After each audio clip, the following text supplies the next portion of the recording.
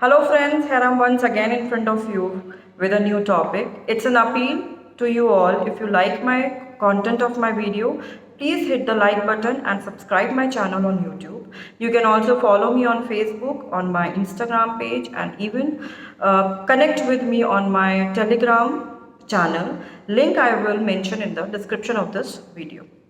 Today I will discuss section 133 of Indian Evidence Act, which talks about accomplice. Today I will explain you who is accomplice, is he a competent witness and how much he is reliable. अगर वो testimony देता है court के सामने तो फिर वो कितना रिलायबल है. Let's start with who is accomplice. See, accomplice means a person who has the slightest connection with the crime. जिसका थोड़ा सा भी कनेक्शन क्राइम से है उसको accomplice कहते हैं. It is not necessary कि उसने खुद ने वो क्राइम किया हो, ठीक है, लेकिन उसने किसी स्टेज पर किसी भी मैनर में क्राइम में पार्टिसिपेट किया. For an example, theft, robbery के केस में अगर the person who has abetted the offence, the person who conspired, the person who received the stolen property और who concealed the stolen property और even a person who assist in concealing the stolen property, slightest connection जो है ना crime के साथ अगर किसी इंसान का है तो वो क्या कहलाता है? अकम्प्लिस कहलाता है. ज़रूरी नहीं कि उसने वो खुद क्राइम किया हो. तो ये तो हुआ अकम्प्लिस का meaning. Simple said, the person who has the any kind of link और who has participated in the crime, चाहे छोटा सा पार्टिसिपेशन ही क्यों ना हो, उसको अकम्प्लिस कहते हैं. Now the question arise, can he be the competent witness? See, yes, he can be the competent witness as per section 133 read with section 118 of Indian Evidence Act. But there is one condition. एक condition है. Condition ये है कि that he cannot be co-accused. वो co-accused नहीं हो सकता है same trial में. क्यों? Why? इसलिए if he is accused, अगर वो खुद accused है तो फिर वो as a prosecution witness appear नहीं हो सकता.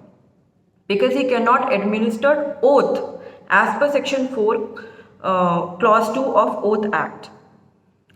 Oath Act के अकॉर्डिंग वो ओथ नहीं ले सकता क्योंकि वो एक्यूज्ड है.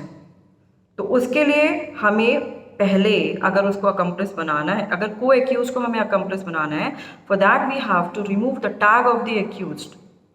तो अब ये कैसे हटाया जाए? See, there are certain provision in CRPC like section 321 जहाँ पे prosecution can withdraw his case, उसके अगेंस्ट में केस को विड्रॉ कर सकता है prosecution. Section 306 of CRPC where he can become government approver. एक बार वो गवर्नमेंट अप्रूवर बन जाएगा तो उसके ऊपर से एक्यूज का टैग हट जाएगा. उसके बाद he can be a competent witness as an accomplice. But point ये आता है, क्या वो कितना रिलायबल होगा? How much he will be reliable? Because he is participated in the crime. उसको क्राइम में उसने पार्टिसिपेट किया है. तो आप उस पर रिलाई कैसे कर सकते हो? अगर दो चोर हैं, दो चोरों ने चोरी की है, एक अकम्प्लिस बन गया, मतलब वो टेस्टिमनी देना चाहता है, तो उस पर आप रिलाई कितना करोगे? हो सकता है ना वो झूठ बोले. यस, हो सकता है. लेकिन अगर हम रिलायबिलिटी की एज पर लॉ बताएं की बात करें तो section 133 itself says that accomplish is a competent witness. And even upon his sole testimony, uncorroborated testimony पर भी conviction हो सकती है. तो पहली चीज़ तो 133 खुद ही कह रहा है that he can be a competent witness. दूसरी चीज़ है उसकी sole testimony पे conviction हो सकती है, चाहे अगर other evidences नहीं है तो भी. अगर और evidences नहीं है जिनके साथ हम उसकी testimony को corroborate कर सकें तो भी कोर्ट conviction तक पहुँच सकती है. तो इसका तो मतलब ये हुआ that he is very much trustworthy. Section 133 तो कहता है that he is trustworthy, accomplish is trustworthy, reliable है वो. लेकिन सेक्शन 114 का अगर आप इलस्ट्रेशन देखेंगे तो वहाँ पे इंडियन एविडेंस एक्ट के 114 सेक्शन में, तो वहाँ का इलस्ट्रेशन ये कहता है that court may presume that accomplish is unworthy of credit, मतलब वो ट्रस्टवर्दी नहीं है. तो यहाँ पे तो डाइकॉटमी हो गई, दोनों प्रोविजन अलग अलग बातें कर रहे हैं. एक कह रहा है कि अकम्प्लिस कॉम्पिटेंट विटनेस है, दूसरा कह रहा है अकम्प्लिस जो है ट्रस्टवर्दी नहीं हो सकता. सी, यहाँ पे कोई डाइकॉटमी नहीं है, ऑल्दो ये दोनों सेक्शन अलग अलग बातें कर रहे हैं, लेकिन यहाँ पे मे लिखा हुआ है, MAY. May means discretion. Court का डिस्क्रिशन है कि वो प्रिज्यूम करे या प्रिज्यूम ना करे. May be facts of the case are like where presumption is necessary, like accomplice is not trustworthy. इस तरीके की प्रिजम्पशन लेना ज़रूरी है बिकॉज फैक्ट्स ही ऐसे हैं केस के, तो कोर्ट प्रिज्यूम कर सकता है, और अगर नहीं चाहे तो नहीं करे प्रिज्यूम. ये कोर्ट का अपना डिस्क्रिशन है. तो इस तरीके से इन दोनों प्रोविजन में कोई भी डाइकॉटमी नहीं है.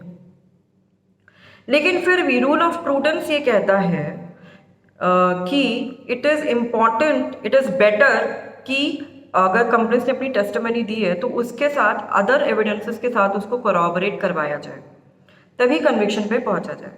इसके ऊपर एक केस भी है, दगदू वर्सेस स्टेट ऑफ महाराष्ट्र, जहां पर कोर्ट ने ये हेल्ड किया था it is better to corroborate the testimony of accomplice with other evidences and then go for the conviction. It is a better safe and beyond, मतलब यहाँ पे कोई डाउट भी नहीं आएगा, सेटिस्फेक्शन भी मिलेगा जस्टिस में.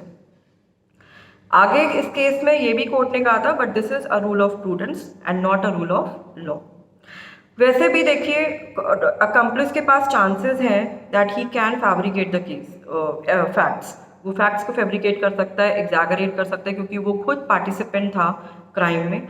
वो ही मे बी ओवर जीलस कि अगर मैं कुछ ऐसा बोलूँगा या मैं फैक्ट्स को कुछ तोड़ मरोड़ के बोलूँ तो शायद मेरी पनिशमेंट थोड़ी कम हो जाए, या मैं केस से बच जाऊँ, या मेरा जो साथी है मैं तो बच ही गया लेकिन मेरा साथी को भी मैं पनिशमेंट कम दिलवा दूँ.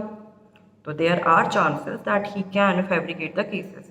इसीलिए रूल ऑफ प्रूडेंस ये कहता है कि टेस्टिमनी ठीक है, अकम्प्लिस एक कॉम्पिटेंट विटनेस है, उसकी सोल टेस्टिमनी पे कन्विक्शन भी हो सकता है, लेकिन बेटर ये है कि हम या मतलब कोर्ट जो है अदर एविडेंसेस के साथ पहले कोरॉबरेट करे, उसके बाद कन्विक्शन पर जाए.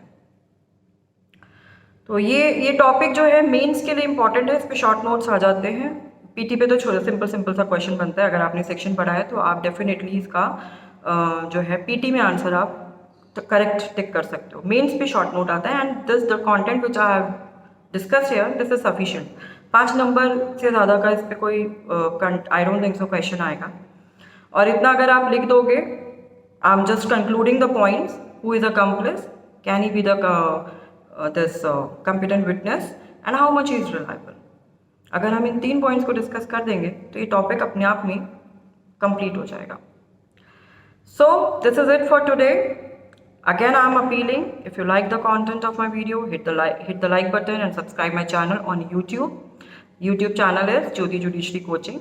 You can also follow me on Facebook and on my Instagram page, and you can also connect with me on Telegram channel. Link जो है मैं इस वीडियो के डिस्क्रिप्शन में मेंशन कर दूंगी. You can go through it. Thank you so much and have a nice day.